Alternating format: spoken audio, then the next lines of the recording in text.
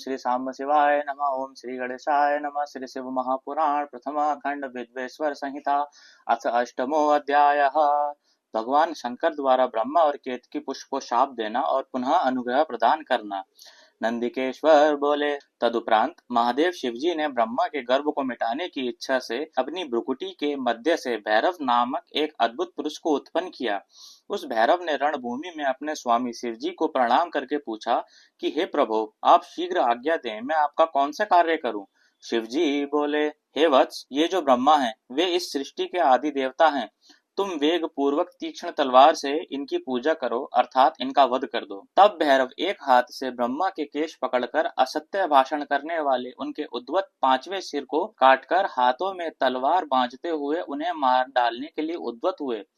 हे सनत कुमार, तब आपके पिता अपने आभूषण, वस्त्र, माला, उत्तरीय एवं निर्मल बालों के बिखर जाने से आदि में झकझोरे हुए केले के पेड़ और लता गुल्मों के समान कंपित होकर भैरव के चरण कमलों पर गिर पड़े। हे तात, तब ब्रह्मा की रक्षा करने की इच्छा से कृपालु विष्णु ने मेरे स्वामी भगवान शंकर के चरण कमलों को अपने अश्रु जलों से भिगोते हुए हाथ जोड़कर इस प्रकार प्रार्थना की, जैसे एक छोटा बालक अपने पिता के प्रति टूटी फूटी वाणी में करता है।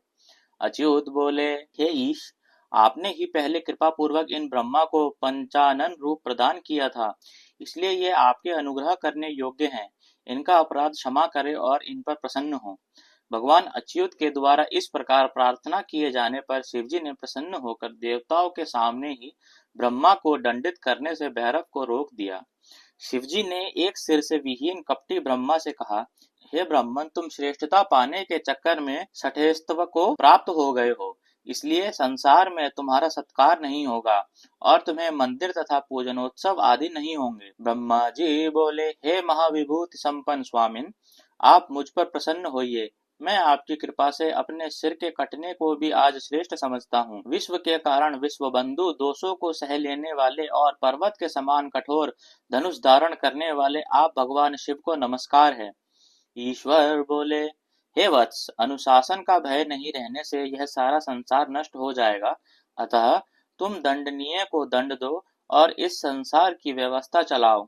तुम्हें एक परम दुर्लभ वर भी देता हूँ, जिसे ग्रहण करो। अग्निहोत्र आदि वैतानिक और ग्रह यज्ञों में आप ही श्रेष्ठ रहेंगे। सर्वांग पूर्ण और पुष्कल लक्षणा वाला यज्ञ भी आपके बिना निष्फल होगा। तब भगवान शिव ने झूठी गवाही देने वाले कपटी केतक पुष्प से कहा, अरे शठ केतक, तुम दुष्ट हो, यहाँ से दूर चले जाओ। मेरी पूजा में उपस्थित तुम्हारा फूल मुझे प्रिय नहीं होगा। शिव जी द्वारा इस प्रकार कहते ही सभी देवताओं ने केतकी को उनके पास से हटाकर अन्यत्र भेज दिया। केतक बोला, हे नाथ, आपको नमस्कार है। आपकी आज्ञा के कारण मेरा तो जन्म ही निष्फल हो गया है।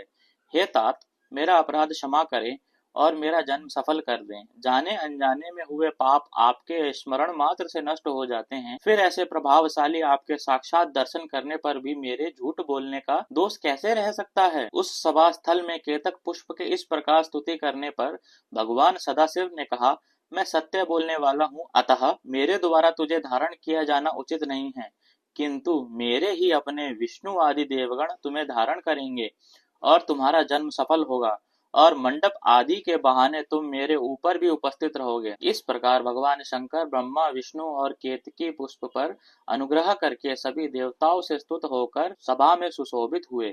इस प्रकार श्री शिव महापुराण के अंतर्गत प्रथम विद्वेश्वर संहिता में शिव की कृपा का वर्णन नामक 8वां अध्याय पूर्ण हुआ। हरे नमः। ओम नमः शिवाय। हर हर महादेव।